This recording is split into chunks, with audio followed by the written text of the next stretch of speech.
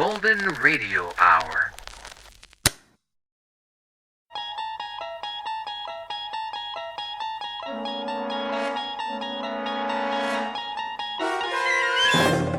You're traveling through another dimension.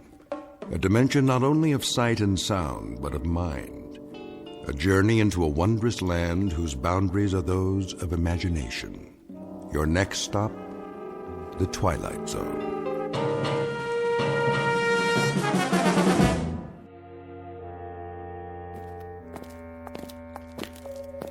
God, you haven't answered my question. No questions. But it's a simple one, a very simple one. Where are you taking me? You'll find out. You come before dawn with no arrest warrant? We don't need a warrant. But of course you do. Not for a hearing. Oh, is that what this is about, an investigative hearing? At such an hour? Chancellor's orders. You mean the Chancellor himself wants to see me? Why on earth? Inside. Is this the Chancellor's office? Inside.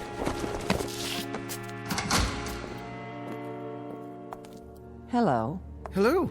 Oh, you'll forgive me, but it's so dark in here, my eyes. There's a bench along the wall. Why don't you sit down? And you are? Mary Lampert. Wordsworth.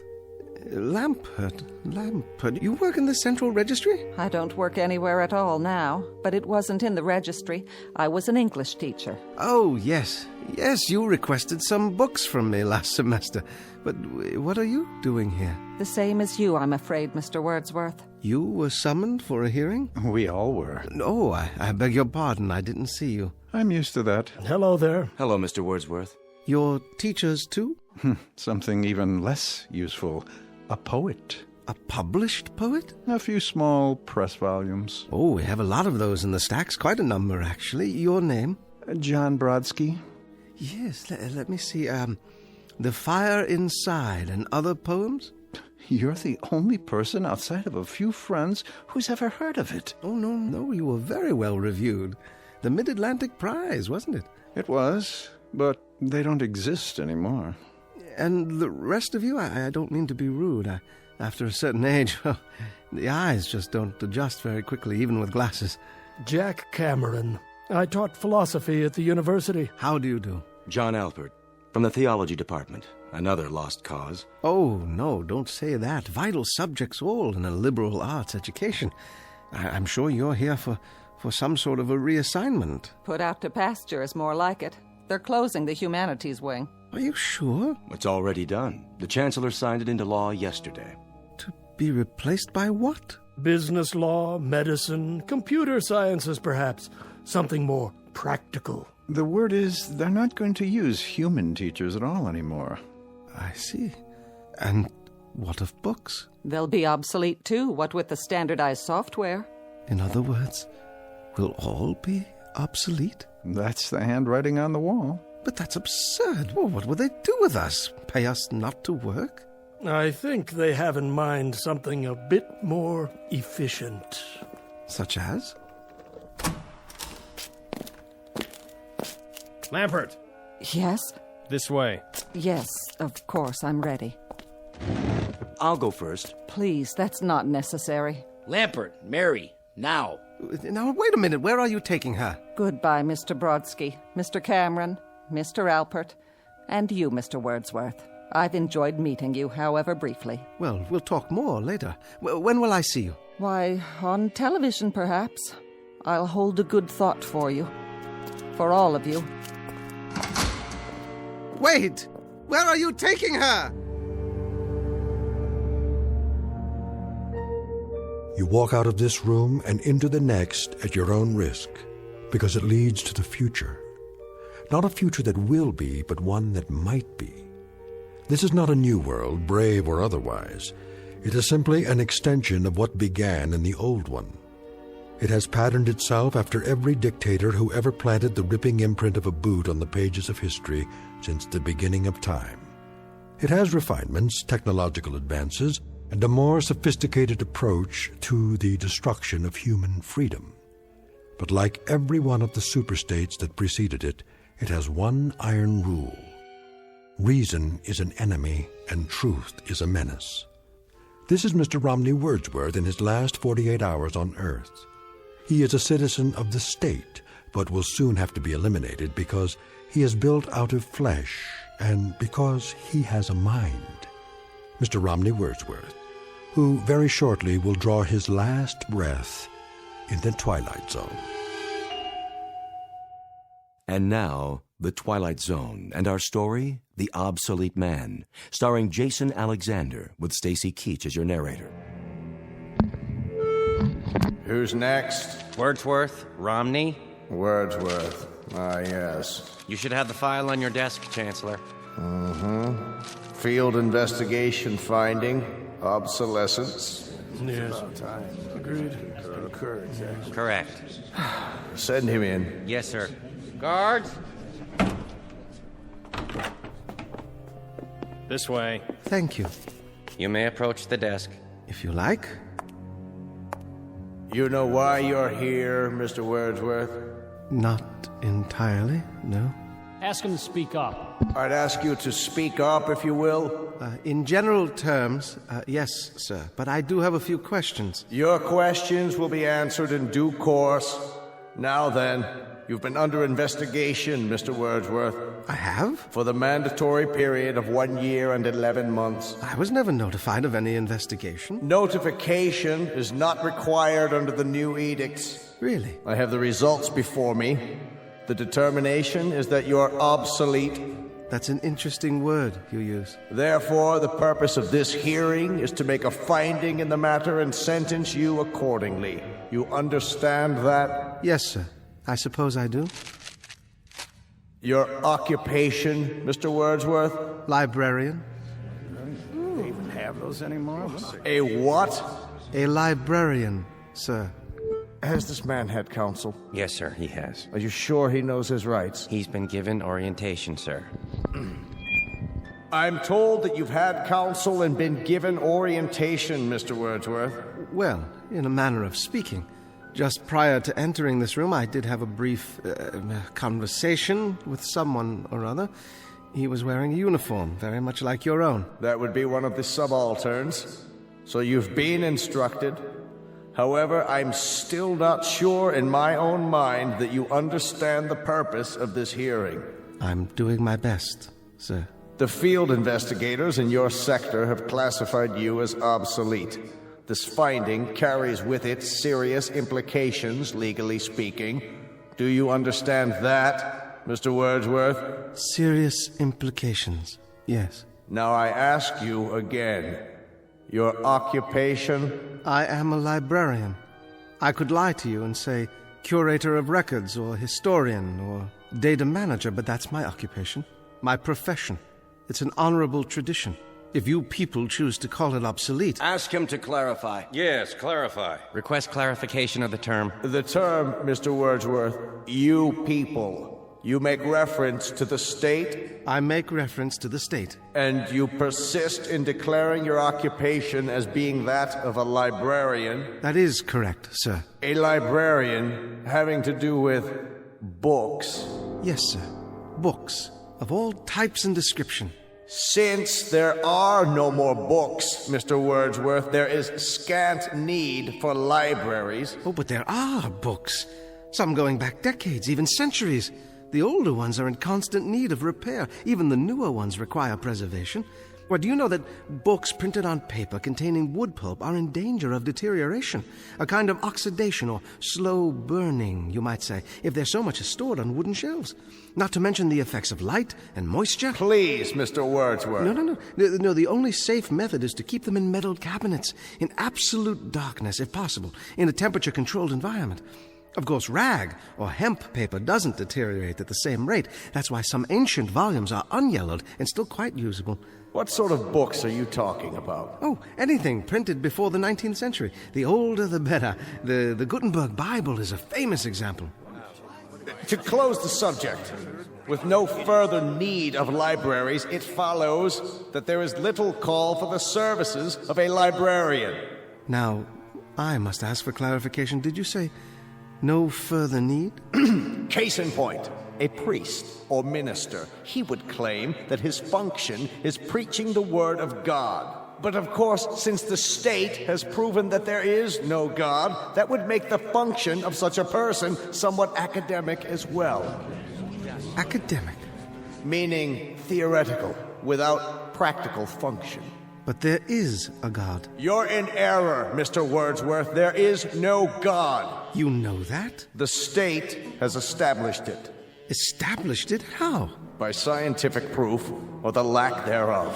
You cannot erase God with an edict. This is not a debate. It's not a matter of laws and proclamations. You are obsolete, Mr. Wordsworth. A lie. No man is obsolete. You have no function. You are an anachronism, a ghost from another time. I'm nothing more than a reminder to you that the state can't destroy words and the concepts they represent by burning pages. You're a bug, Mr. Wordsworth, a crawling insect, a bookworm, an ugly, misshapen little creature that has no purpose here. No meaning. I am a human being, as are you. A human being? Is that what you lay claim to? You're a librarian, Mr. Wordsworth. You're a dealer in books that no one reads, and 2-cent fines and pamphlets, and closed stacks in the musty insides of a language factory that spews out meaningless words on an obscure assembly line called the printing press, whose time has long passed. Words, Mr. Wordsworth, that have no substance and no dimension. Like air, like the wind, like a vacuum that you make believe has an existence by scribbling index numbers on little cards. I don't care what you say. Don't approach the bench until you're told to. And I tell you I don't care. I'm a human being. I exist. And if I speak one thought aloud or in writing, that thought lives even after I'm shoveled into a grave. This I know beyond the shadow of a doubt. Delusions, Mr. Wordsworth. Delusions that you inject into your veins using a needle filled with printer's ink. The narcotic you call literature, the Bible, poetry, essays, all of it, just an opiate to make you think you have strength when you have no strength at all. You're unfit. You have nothing but spindly limbs and a dream, and the state has no use for your kind. You waste our time, Mr. Wordsworth, and you're not worth the waste. I agree. Let's end this. Now then. You've made your point. Instruct him. Romney Wordsworth, you will return to detention.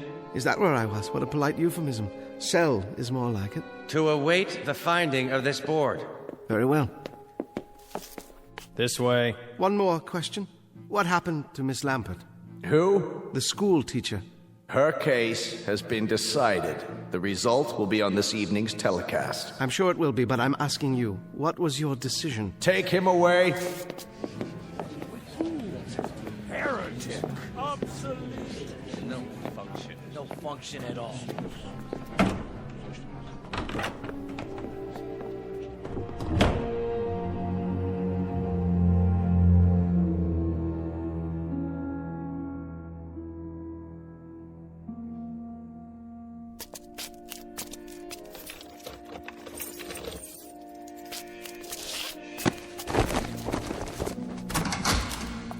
Mr. Wordsworth, how did your hearing go? Well, I'm not honestly sure, but I have a pretty good idea.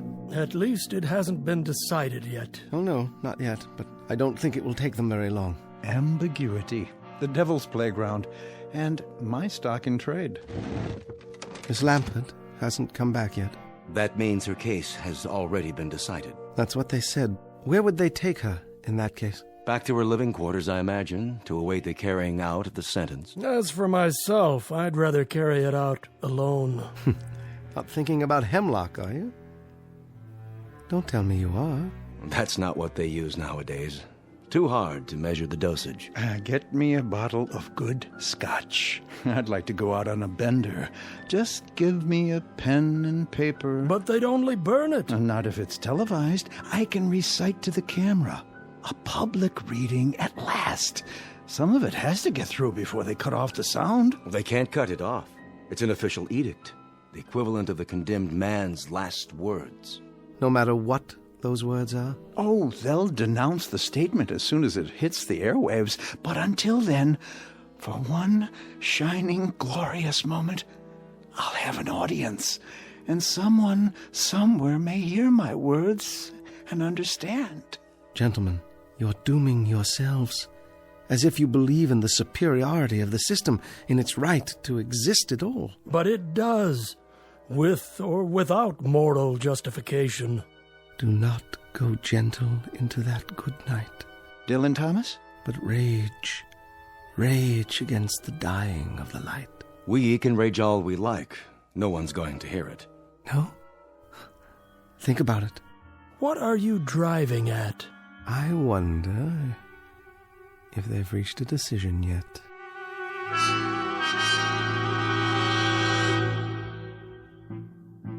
How do you find, gentlemen? Obsolete! Obsolete! Obsolete! Obsolete! Obsolete. I concur. In the matter of Wordsworth Romney, the board has made a finding. Bring him before me so I can pronounce sentence. Escort him from the detention room. Right away.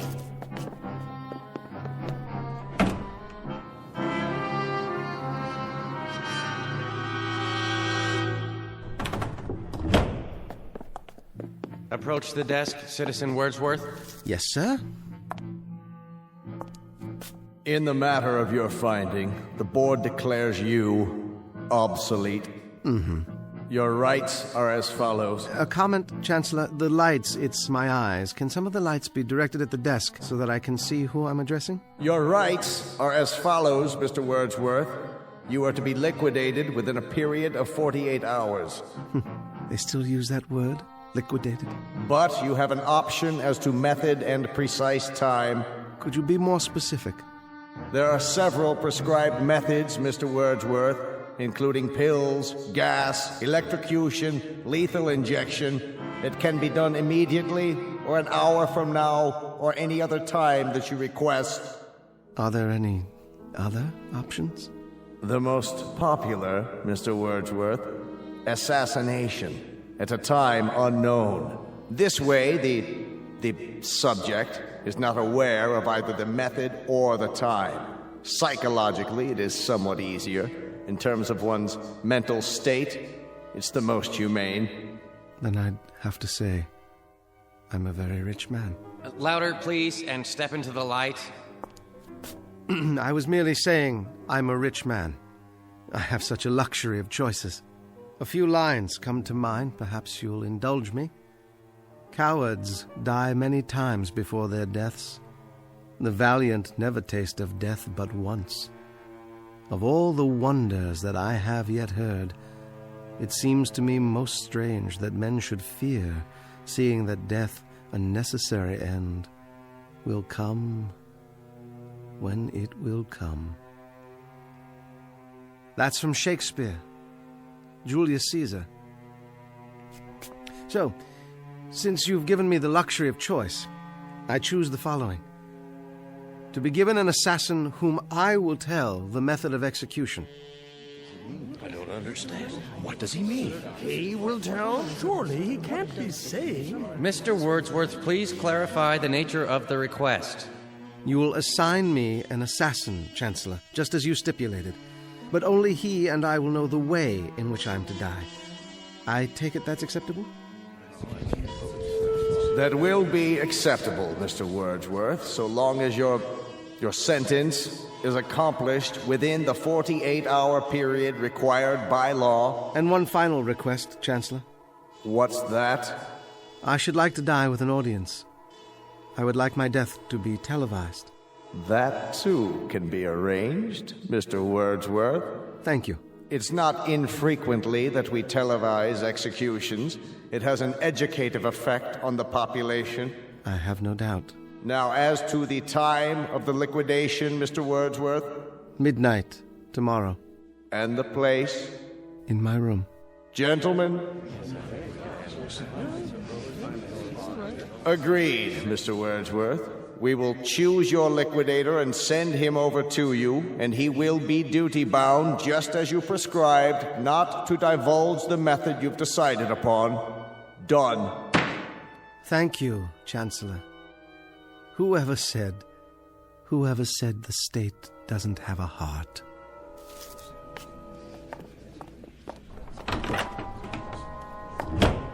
An odd one.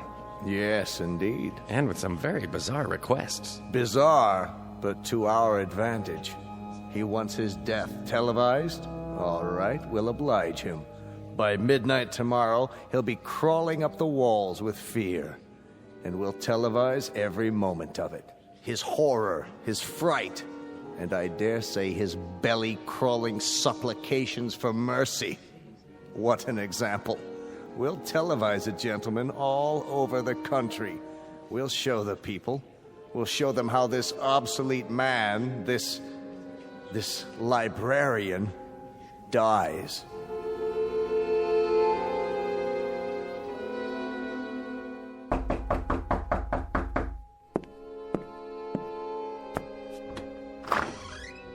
Yes? Wordsworth Romney? I am. I'm here to install a television camera. Oh, yes. Come in. Come in. Bring the equipment in, please, guard. Then wait outside. Yes, sir. I'll call you when I'm finished. Very good, sir. I'll be in the hall. Forgive the close quarters. A librarian can't afford more than a studio apartment these days. Librarian, sir? Never mind. Would you care for some tea? No, thanks. I'm on a schedule. Oh, of course, yes. Other installations. Alpert, is that one? How about Cameron? And the other, what was his name? Brodsky, the poet. I don't know. The guard has the manifest. Oh, yes, I see. Is this all the equipment you need? It's not very much. It doesn't need to be. It's miniaturized. See, all I do is mount this lens on the wall in the corner, and that's it. As long as it gets a wide angle of the whole room. Impressive, I must say. And what about sound? Sir? There'll be a microphone, won't there? Built right in. Full frequency. Broadcast quality. Splendid. Well, don't let me get in your way. Do whatever you have to do. Good idea. Not a lot of time left. Oh, a couple of hours more? I mean, you probably want some time to yourself for whatever. Yes. I'll be out of here in 20 minutes. Wonderful. I mean, very professional of you. Do you happen to know what happened to the school teacher? School teacher? A friend of yours? Not really. I hardly knew her. Not on my list. Oh. You ought to turn on the TV. That'll tell you. Why didn't I think of that? You know, I spend every evening reading. These things are your books, huh? You mean you haven't seen any before? I remember when I was a kid. They had pictures in them. Oh, they have much more than that. And with my collection grown so large, there hasn't been time for television in years. Even the state broadcasts? The state broadcast? Oh, you mean the chancellor's speeches and so forth. And on the domestic front, the economy is on an upswing. With unemployment virtually nil, corporations are tightening their belts in preparation for higher productivity next quarter when the trade deficit reaches zero. The government is purging thousands of obsolete personnel with tens of thousands to go before year's end. Did he say tens of thousands? One example is Miss Mary Lamport, who was terminated early this evening. For those who missed the live broadcast, here is her final statement. I'd like to quote Saint-Exupéry. What is essential is invisible to the eye. And it was a Welshman named Dylan Thomas who wrote of the force that through the green fuse drives. Well, I've spent my best years nurturing that life force, helping it break through the concrete and steel that seal us away. And I now know that there is no force in the universe that can crush. That's the drugs kicking in. Drugs? Her choice. She wanted to go out painless. They gave her an injection. Sure kept talking for a while, though, didn't she? All those words. She almost made it. Made what? I've seen enough. Go on with your work. I don't mean to distract you. All done? Surely not. There. Go ahead, turn your TV back on. See? There's you. There's me. You're right. Isn't that amazing? Sharp and clear for all the world to see. Fiber optics. Some picture, huh? Yes. I don't know how to thank you. What's the cost? No charge. A tip, then. Consider it a kind of bonus.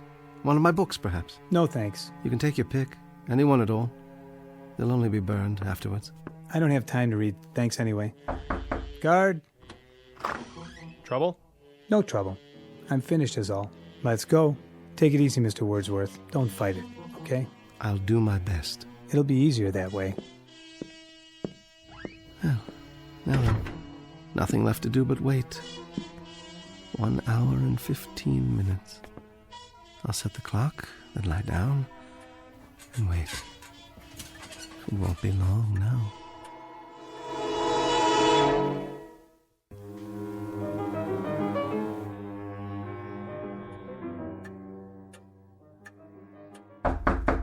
Mr. Wordsworth?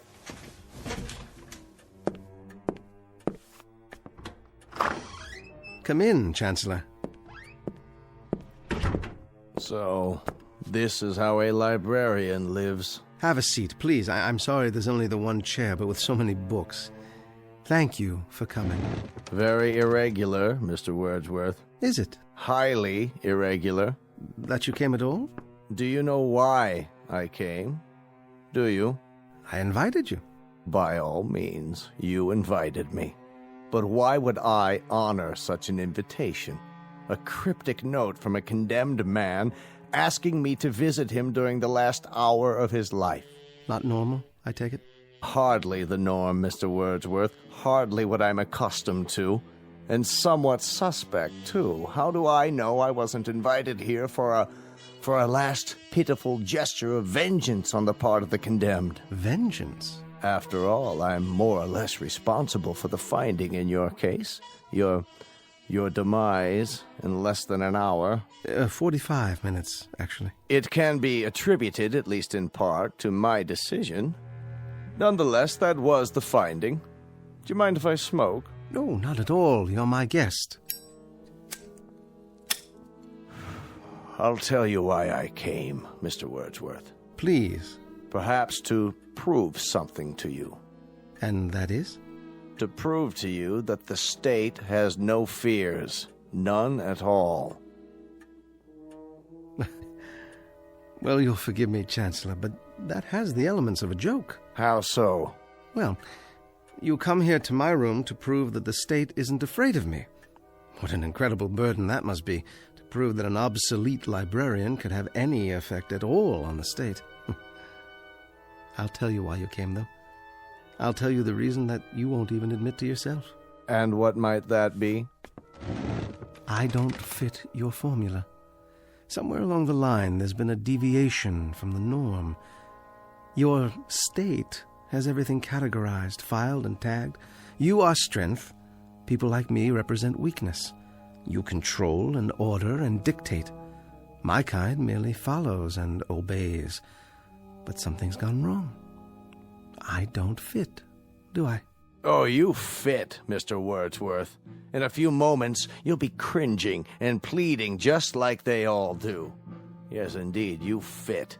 You've got a miserable, worthless little life, but you've also got an instinct for survival. And very soon now, when you know that life is slipping away, when your survival is just a question of minutes, we'll see which is stronger, the state or the librarian.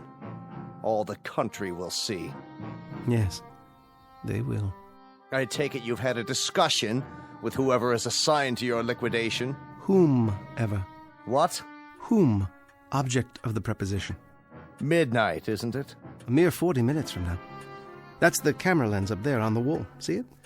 They brought that in earlier this evening. Very efficient. One man set it up in less than 10 minutes. We're being televised now. That's not unusual. In the mass executions last year, we televised around the clock. 1,300 people were put to death in 6 hours. You never learn, do you? History teaches you nothing. Quite the contrary. It teaches us a great deal. Our predecessors, Mr. Wordsworth, had the beginnings of the right idea. Hitler. Of course, Hitler. Stalin. Him too. But in contrast with popular opinion, their error was not of excess. It was simply that they did not go far enough. Too many undesirables were left around, and undesirables eventually form a core of resistance. Old people, for example, clutch at the past and won't accept the new. The sick, the maimed and deformed, they fasten themselves on the healthy body and damage it. So we eliminate them. Just like that. Or people like yourself. They can perform no function for the state, so we do away with them. Only makes sense. What a charming room, Mr. Wordsworth. Small, but functional. Lived here long? For over 20 years. I built the bookcases myself. So I understand. That, incidentally, has kept you alive, that particular talent. Carpentry is a skill, and the state provides considerable leeway for workers who possess certain skills. This chair, for example. You made it. I would have made more furniture, but there wasn't enough space with the books. Unfortunately, you went as far as you could go, which was insufficient. So in a little while, it will be the end of a rather fruitless life as Mr. Romney Wordsworth goes to his own private nirvana. That's what they call it in your books, isn't it? In some books.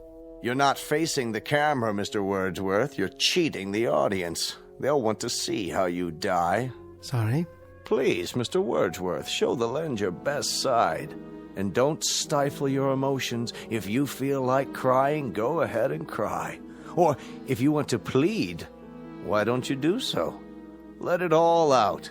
Perhaps a high state official might take pity on you. You'd appreciate that, wouldn't you? A little chest-thumping, hand-wringing, some moaning, sobbing histrionics. Suit yourself. Unfortunately, I don't have the time to be enthralled when they do come. I have another appointment this evening. Chancellor.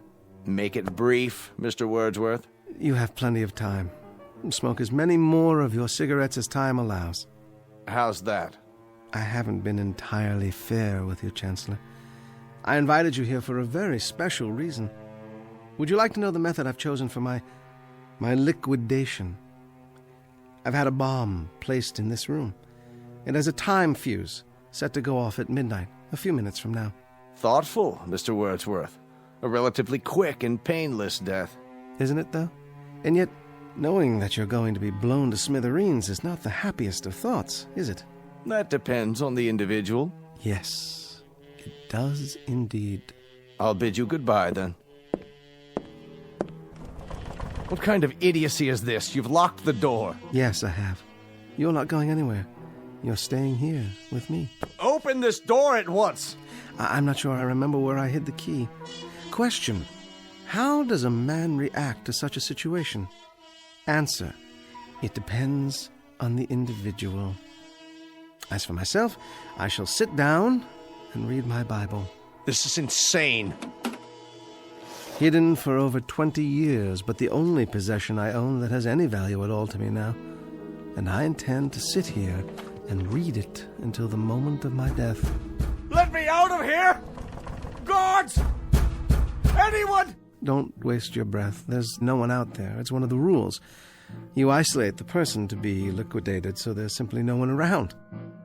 Why don't you face the camera, Chancellor? It's important, you know. You're cheating the audience. What are you talking about? You wanted the whole country to see the way a librarian dies. Why not let the whole country see how an official of the state dies, too? Will they see a contrast, Chancellor? Wordsworth! I order you, let me out of this room! Turn to the camera. Let the people see the strength of the state, the resilience, the courage. Let the people see how a man of steel faces death. I've underestimated you, Mr. Wordsworth. Sit down, Chancellor. You have a nirvana coming up, too. So, let's have a chat. Odd, isn't it? How equal we have become. Death is an exceptional equalizer. It takes a strong and handsome man like yourself, uniformed, bemedaled, and it places you alongside a skimpy thing like myself. But in the eyes of God, there's precious little to distinguish us. We are flesh, blood, muscle, limbs, and we are the same. Understand, Chancellor? We are the same. We are not the same. A man of the state dies with dignity. We shall see. That is, they will see. The Lord is my shepherd, I shall not want. He maketh me to lie down in green pastures. He leadeth me beside the still waters. He restoreth my soul. He leadeth me in the paths of righteousness for his name's sake. Yea, though I walk through the valley of the shadow of death, I will fear no evil.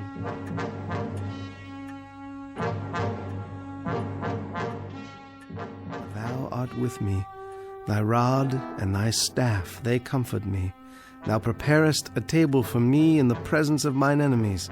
Thou anointest my head with oil. My cup runneth over. Surely goodness and mercy shall follow me all the days of my life, and I will dwell in the house of the Lord forever. Please! Please! There's only 1 minute left! Let me out! In the name of God, let me out! Yes, Chancellor. In the name of God, I will let you out. Here's the key. Goodbye, Chancellor.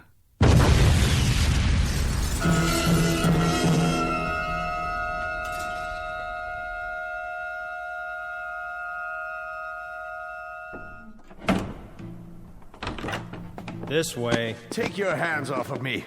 What is the meaning of this? You may approach.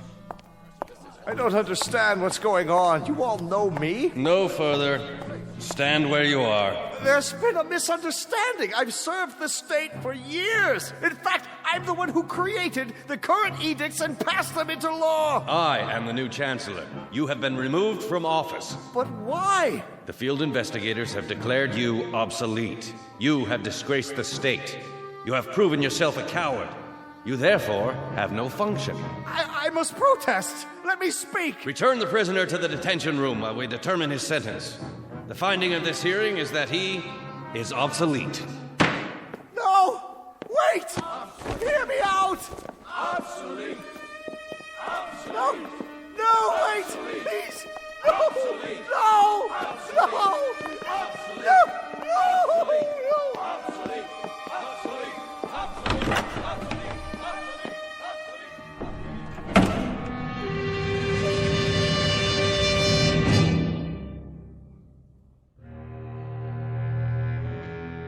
The time is the future. Not a future that will be, but one that might be. Not just this story's lesson, but a lesson for all time. So long as men would speak their mind, and so long as tyranny would seek to muzzle them. File this case under M for mankind in the Twilight Zone.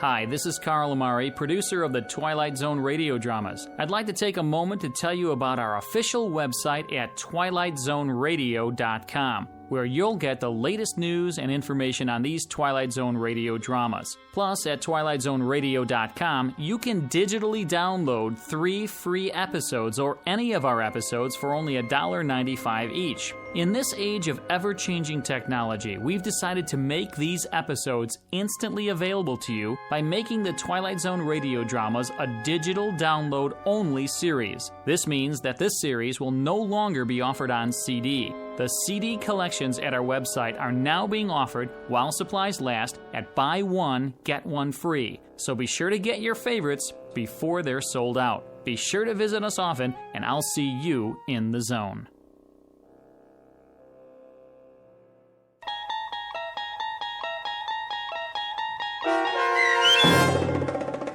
The Obsolete Man, starring Jason Alexander, with Stacy Keach as your narrator, was adapted for radio by Dennis Etchison and based on a script by Rod Serling.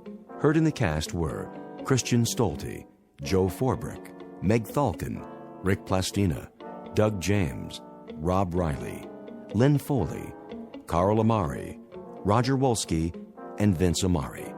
To learn more about the Twilight Zone radio dramas and to obtain audio cassettes and CDs of these programs, visit our website at twilightzoneradio.com. This copyrighted radio series is produced and directed by Carl Amari and Roger Wolski for Falcon Picture Group. Doug James speaking.